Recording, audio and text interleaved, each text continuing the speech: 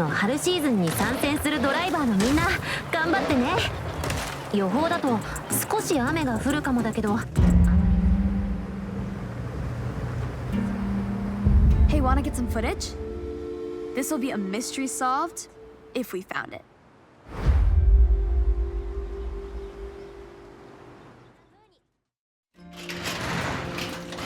Oh, it's the missing car.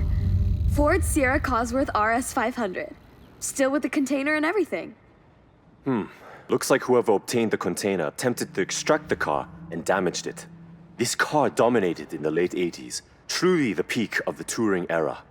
Once retired, it was meant to be shipped out to America, but it was lost in transit. Wow. Shipped, lost, and misplaced. It's a shame it never made it back out of that box. It was a great competitive car. Yes, originally built to push the speed of the Sierra Cosworth, it had a great amount of race potential. It's a true collector's item now. Well, let's get it back in mint condition. Fix up some of this unfortunate damage.